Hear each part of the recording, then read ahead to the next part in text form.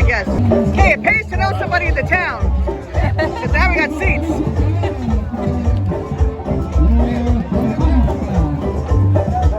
Oh my God, this is funny. Got a nice shot of your oregas.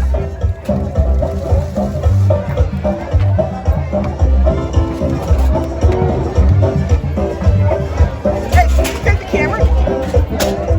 It's filming.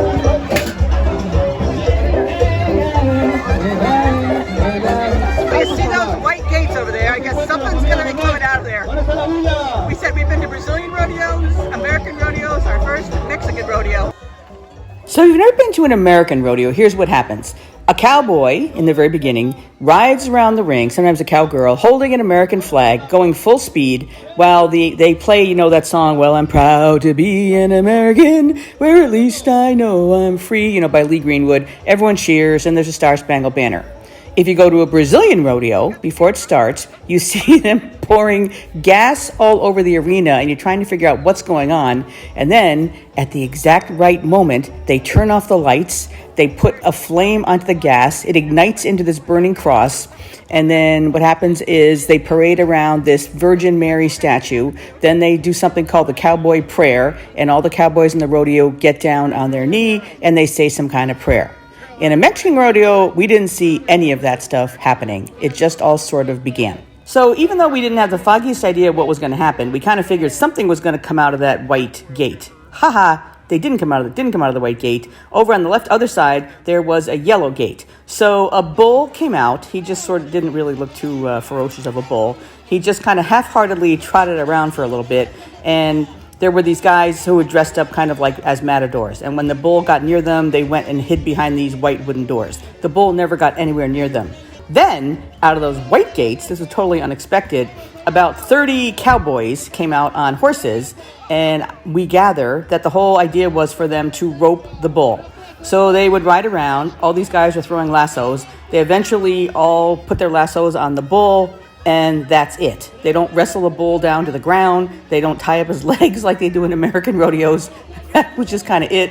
Then they lure the bull back through that yellow gate. And then we were with our friends Bonny and Dennis. And Jim and Dennis insisted that they use the same bull throughout the entire rodeo, because this happened at least 6 more times. Eris and Bonny and I, we said, no, it's not the same bull. They were different colored bulls. So we were there for 5 hours. This whole thing went on for 6 rounds that we stayed for. So the bull came out, the cowboys came out, they got everybody back in, and then all these vendors walked around the ring selling everything from cotton candy to these things that they call octopus hot dogs. They're hot dogs that they cut, they make them look like an octopus, all kinds of foods that we had no idea what they were. That went on for 5 hours. We were getting very, very hungry and thirsty. So Jim, at one point, he went down to look for some food.